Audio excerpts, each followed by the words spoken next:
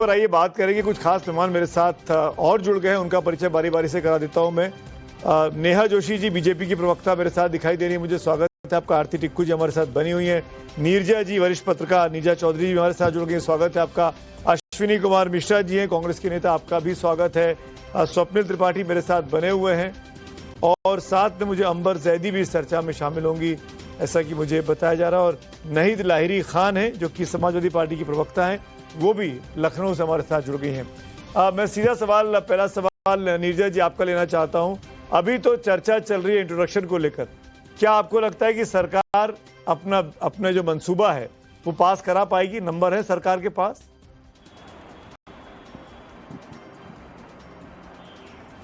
अभी जो लग रहा है फिलहाल जो ऑपोजिशन ने रवैया अपनाया है कि डिलिमिटेशन जो कि बिल में कहा, जिसकी तरफ इशारा है और एक्सप्लेनेशन दिया गया है कि वो 2011 के सेंसस पे बेस्ड होगा, पॉपुलेशन पे बेस्ड होगा और वो मंजूर नहीं है साउथ की स्टेट्स को। बहुत समय से वो बात करते आए हैं क्योंकि डिसएडवांटेज सदर्न स्टेट्स का है कि उन्होंने पॉपुलेशन कंट्रोल किया, डेवलपमेंट किया, उसके लिए उनको सजा दी जा रही क्योंकि उनकी सीटें कम हो जाएंगी। नॉर्थ की सीटें जहाँ की पॉपुलेशन बड़ा है वो ज्यादा होंगी, तो ये इम्बैलेंस होगा जो उनको मंजूर नहीं है। और ये बिल जो है विमेन रिजर्वेशन बिल या नारी शक्ति वंदन अधिनियम जिसको पास किया गया था, जिसको लिंक किया गया था डिलिमिटेशन के साथ, तो इसीलिए ये सारा मामला बहुत पेचीदा हो गया है। अब ये मामला women reservation versus north south का जो डिवाइड है उस चीज पे चीजें केंद्रित हो रही हैं। अब नजरें ये हैं कि क्या सरकार, जो कि आज सुबह की रिपोर्ट्स हैं कुछ, कि क्या सरकार इस बिल के बियॉन्ड जाएगी? क्या प्रधानमंत्री और गृह मंत्री के जो स्टेटमेंट्स होंगे उसमें कुछ ऑफर होगा कि साउथ के स्टेट्स को अश्योरेंस किया जाए कि 50% इंक्रीज होगा उनकी स्टेट्स में नंबर्स का, लोकसभा एमपीज का, और जो रेशियो है स्टेट्स के बीच में वो डिस्टर्ब नहीं किया जाएगा, जो प्रधानमंत्री पहले बोल चुके हैं। लेकिन जिस चीज पर बिल साइलेंट है, तो ये चीज देखने की लायक है। पर आज इस समय जब हम बात कर रहे हैं, जो रवैया है, सरकार ने ज्यादा होमवर्क नहीं किया है पहले से ही, मतलब लास्ट मिनट पे हुआ, इस पे बहुत डिस्कशन होना चाहिए था क्योंकि ये बहुत ही कॉम्प्लेक्स मैटर्स हैं। तो और ऑपोजिशन ने बहुत क्लियर व्यू लिया है डिलिमिटेशन के खिलाफ। तो आज इस समय बैठे बैठे अगर हम कहें तो बिल के पास होने की संभावना मुझे बहुत कम लग रही है। इनफैक्ट नंबर्स की अगर आप बात करेंगे, क्योंकि कॉन्स्टिट्यूशनल अमेंडमेंट बिल है, उसके लिए स्पेशल मेजोरिटी चाहिए होती है, वो नंबर भी कम है दोनों हाउसेस में, लोकसभा में भी और राज्यसभा में भी, तो आसान नहीं होगा जैसा कि नीरजा जी बोल रही है। पर जैसा कि क्या होम मिनिस्टर और क्या प्राइम मिनिस्टर अपने भाषण में कुछ एक्स्ट्रा लीफ देते हैं, कुछ रिलीफ देते हैं विपक्ष को, वो एक तुरुप का इक्का बचा के रखा गया है क्या, ये भी देखना होगा हमको जब तक ये बिल चर्चा में और फिर पास के लिए नहीं आता। संदीप त्रिपाठी, स्वप्निल त्रिपाठी, मैं आपसे पूछना चाहता हूं, जिस तरीके से बिल ने अभी अपनी चुप्पी रखी हुई है कि किस रेशो में आप इंप्लीमेंट करेंगे विमेन रिजर्वेशन को, 1/3 रिजर्वेशन को, क्या वो एम्बिग्विटी ही कंफ्यूजन क्रिएट कर रही है सत्ता पक्ष और विपक्ष के बीच में? और उस एम्बिग्विटी को बिल इंट्रोडक्शन के बाद, अमेंडमेंट को इंट्रोडक्शन के बाद भी अमेंड किया जा सकता है? Sandeep, Swapnil ji thank you so much. I think सबसे बड़ी, जैसे नीरजा जी ने बोला, ये चुप्पी ही सबसे बड़ा मुद्दे का कारण बना है। बिकॉज जो 1971 का फ्रीज था वो यही प्रोपोर्शन को फिक्स करता था और इस एम्बिग्विटी को क्लियर करता था कि हम रेशियो वैसा ही रखेंगे जो 1971 का है। बट क्योंकि ये दोनों प्रोवाइजो हटा दिए गए हैं और बिल में ऐसा कहीं भी नहीं दिया है कि ये प्रोपोर्शन ऑफ सीट्स कैसे किया जाएगा, इसीलिए ये चुप्पी से प्रॉब्लम आ रही है।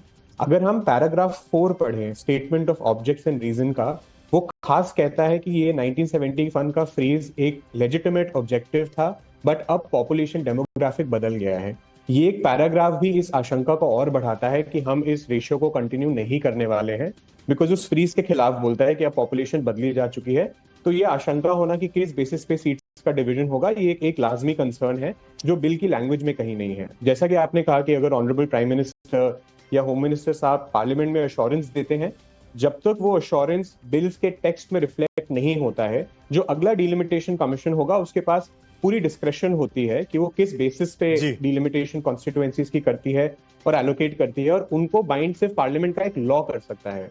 तो अगर ऐसा कोई अश्योरेंस आना भी है तो वो जब तक बिल के टेक्स्ट में रिफ्लेक्ट नहीं होगा वो बाइंडिंग अश्योरेंस नहीं है। तो क्या ये तो वो clarification correct me if I am wrong, sorry मैं बीच में इंटरवीन कर रहा हूं जी, तो जैसा नीरजा जी ने अप्रीहेंशन दिखाया कि जल्दबाजी में बिल को ले आए गए, पूरा होमवर्क नहीं किया गया, सभी अफेक्टेड पार्टी से बात नहीं की गई, स्टेट चीफ मिनिस्टर से, स्टेट लीडर से, क्या इस वजह से ये पूरा डिलेमा दिखाई दे रहा है?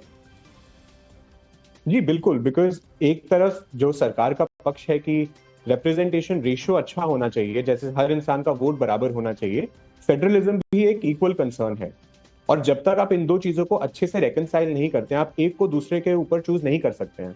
स्टेट्स के इंटरेस्ट भी लाजमी है और 1 पर्सन 1 वोट भी लाजमी है। तो आपको कोई एक ऐसा मैकेनिज्म बनाना पड़ेगा कि अगर आप लोकसभा को पॉपुलेशन बेसिस पे चाहते हैं, आप शायद राज्यसभा में रिफॉर्म की बात करें जहां पे आप स्टेट्स को रिप्रेजेंटेशन दे सकें, लेकिन वो इस बिल में वो डायलॉग नहीं दिख रहा है कि आप इस चीज को बैलेंस आउट कैसे करने वाले हैं।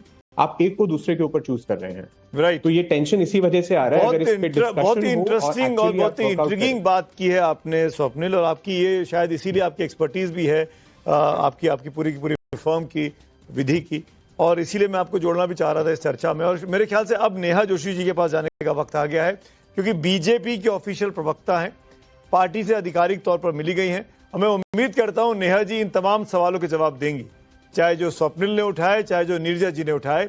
क्या इंटेंशन इस चुनाव के बीच में इस बिल को लाने का जानबूझकर पॉलिटिकल था, या वाकई में सरकार सीरियस है विमेन रिजर्वेशन को लेकर? धन्यवाद सुमित जी, सभी को नमस्कार। सुमित जी, पहले तो हमारे देश में हर 3 महीने 6 महीने में कोई ना कोई बड़े चुनाव होते हैं, कई स्टेट इलेक्शन में जाते हैं।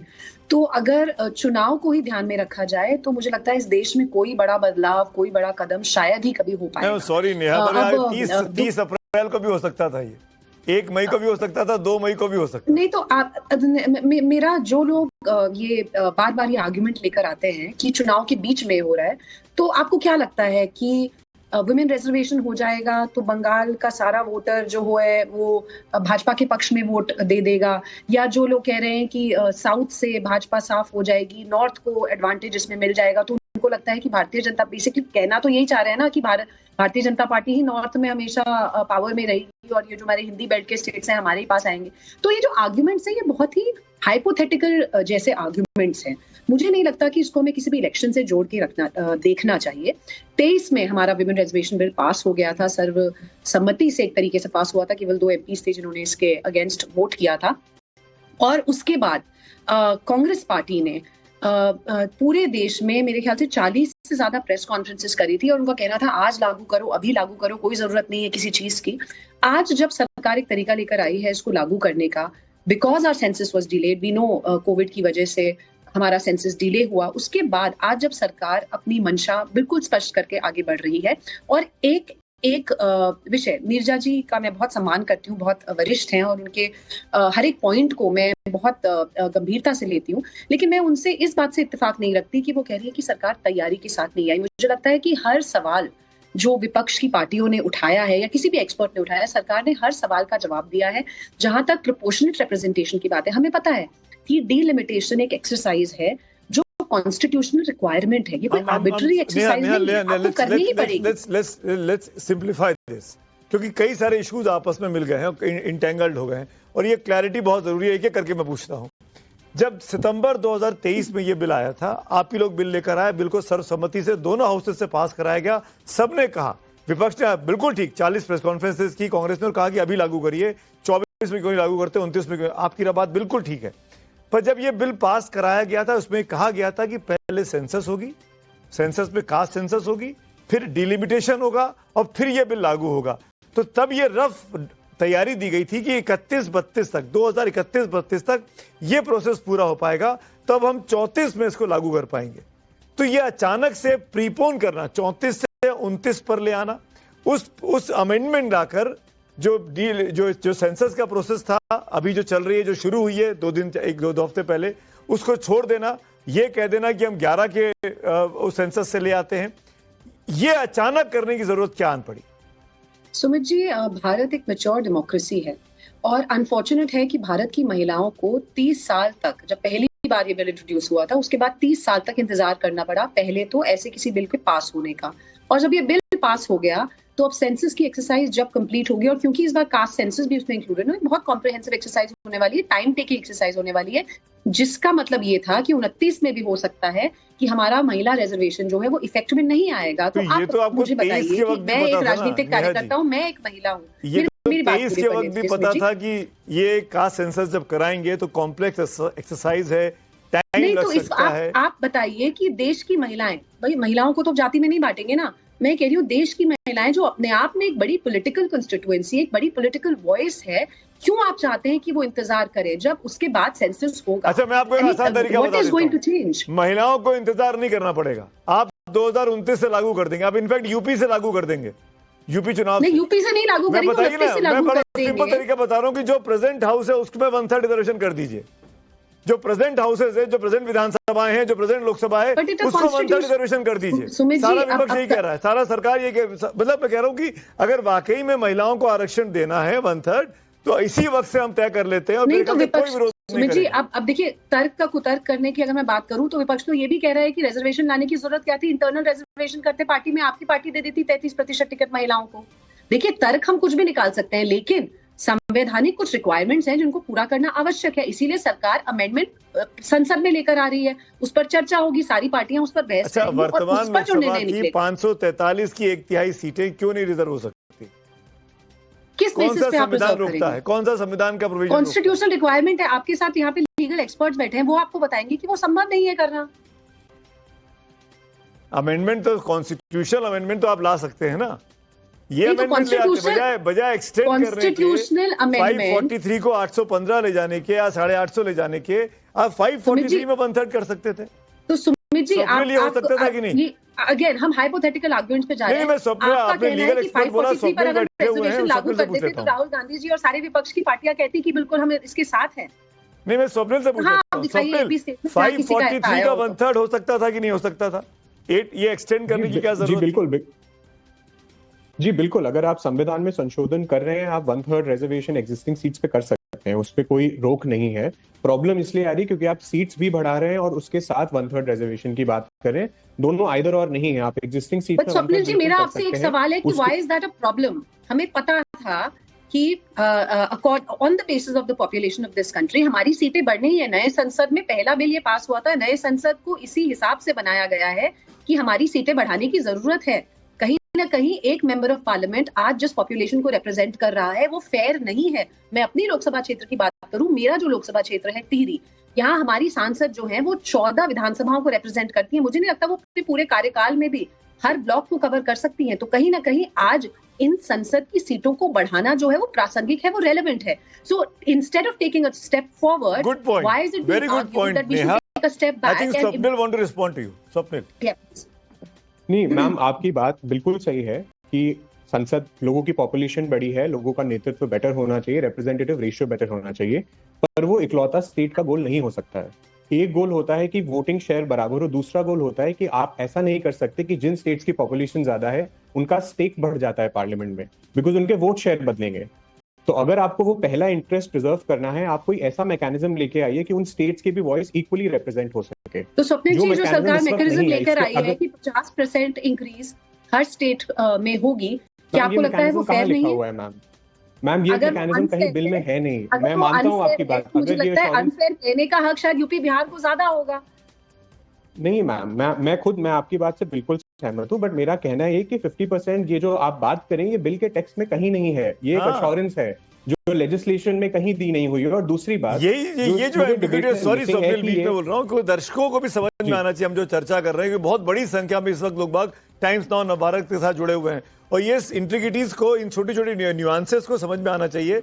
सरकार ने जो बिल रखा है, जिस पे चर्चा चल रही है, जो अभी हमारे हाथों में है, उस बिल में ये क्लैरिटी नहीं है कि ये प्रोपोर्शनेट होगा, यानी सीधे सीधे 50% बढ़ जाएगा, ये कहीं नहीं लिखा गया है। इसीलिए ये कंफ्यूजन का दौर है। Am I right? और जी बिल्कुल, और इफ मैं उसमें ऐड कर सकूं, ये वुमेन्स रिजर्वेशन की बात है, उसमें आई डोंट थिंक कोई दो राय है, वुमेन्स रिजर्वेशन होना चाहिए। बट यहाँ पे 2-3 ऐसे प्रोविजंस भी हैं इस अमेंडमेंट में जो हम बात नहीं कर रहे हैं। पहला, आर्टिकल 82 के अंदर रिक्वायरमेंट है कि जब जब देश में सेंसस होगा उसके बाद डिलिमिटेशन करी जाएगी। ये रिक्वायरमेंट हटा दी गई है। अब ये सरकार का प्रेरोगेटिव है कि वो कब लॉ से डिसाइड करेगा कि देश में डिलिमिटेशन होगा। आप एक कॉन्स्टिट्यूशनल ऑब्लिगेशन में चेंज कर रहे हो। दूसरा, कौन सा सेंसस यूज किया जाएगा ये भी सरकार का डिस्क्रेशन आ रहा है, बिकॉज पार्लियामेंट में बाय लॉ डिटरमाइन। ये दो ऐसे बड़े चेंजेस हैं जिनके इम्प्लीकेशंस बहुत ग्रेव हैं, और जब तक आप इस पे एक्चुअली ऑल कंसेंसस नहीं लेते हैं सारे स्टेट्स का जो इससे इफेक्ट होंगे, ये कोर फेडरलिज्म का इशू है जिसको कोई इंटेंशन डाउट नहीं कर रहा है, बट ये मैकेनिज्म इस बिल में हमें कहीं दिख नहीं रहा है जिससे ये सारा लीगल कंसर्न अराइज हो रहे हैं। Ma'am, I am not but Swapnil ji, isn't parliament the right place to debate this? ये जो सारे parliament is the right place और पार्लियामेंट में चर्चा Absolutely, चल रही है। पार्लियामेंट में जो बिल आया उसमें अगर ये क्लैरिटी होती, या ये एक्सरसाइज अर्जुन राम मेघवाल साहब ने, जो कि लॉ मिनिस्टर है अपने देश के, वो तमाम पॉलिटिकल पार्टी से बात कर लेते, चाहे वो स्टालिन साहब हो, चाहे वो ममता बनर्जी हो, चाहे वो अखिलेश यादव हो, चाहे वो राहुल गांधी हो, कोई भी। आई एम सेइंग कि अगर ये एक्सरसाइज पहले करके समझा दी जाती, क्योंकि मैं पिछले 3 दिनों से कम 10 नेताओं से बात कर चुका हूं अलग अलग पार्टियों के, सब कह रहे हैं कि हमको विमेन रिजर्वेशन बिल चाहिए, हम इसके फेवर में हैं। और ये ऑफिशियली भी और अनऑफिशियली भी, सबकी अपनी अपनी शर्तें हैं, वो अलग बात है, पर ऑफिशियली कोई बिल का विरोध नहीं कर रहा है। विमेन रिजर्वेशन का कोई पार्टी खुलकर विरोध नहीं कर सकती, क्योंकि आज की तारीख में महिला शक्ति को इग्नोर नहीं किया जा सकता। महिलाओं का voting percentage state by state, election by election, वो पुरुषों से 1%, 2%, 3% ऊपर चला गया है। कानून मंत्री कुछ बोल रहे हैं, सुन लेते हैं एक बार। मेघवाल साहब कुछ बोल रहे हैं।